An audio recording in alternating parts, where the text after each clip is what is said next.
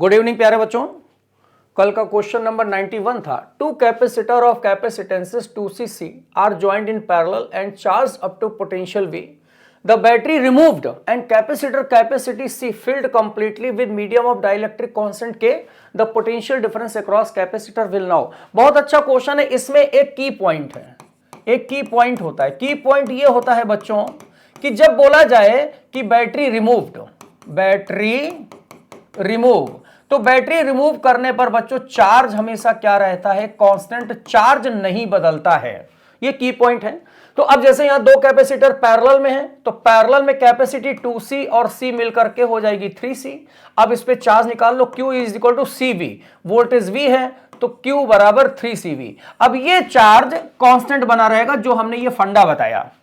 तो ये चार्ज अब हमेशा यही बना रहेगा। हम कैपेसिटर की प्लेट में भी कुछ भी परिवर्तन कर लें, कुछ भी हम यहां पर चेंज कर लें, कोई भी चेंज कर लें।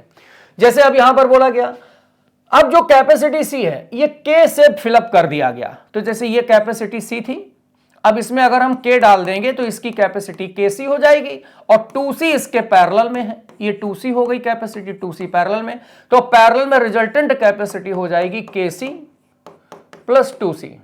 तो नई कैपेसिटी हो गई C और K plus 2।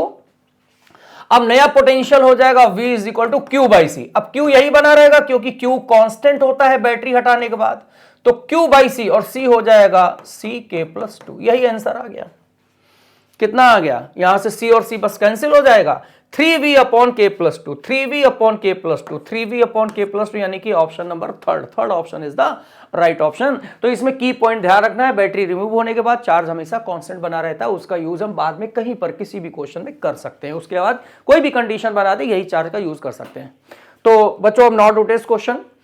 A capacitor has air dielectric medium of two conducting plates of area 12 centimeter square and they are 0.6 centimeter apart. When a slab of dielectric having area 12 centimeter square and 0.6 centimeter thickness inserted between plates, one of conducting plate has to be moved 0.2 centimeter to keep the capacitance same as previous case. The dielectric constant of slab. ये बच्चों बहुत अच्छा question है, 2024 IIT JEE में आया है। तो आप इसका आंसर बताएं और मिलते हैं कल एक नए क्वेश्चन के साथ में। ओके बच्चों, थैंक यू, गुड नाइट।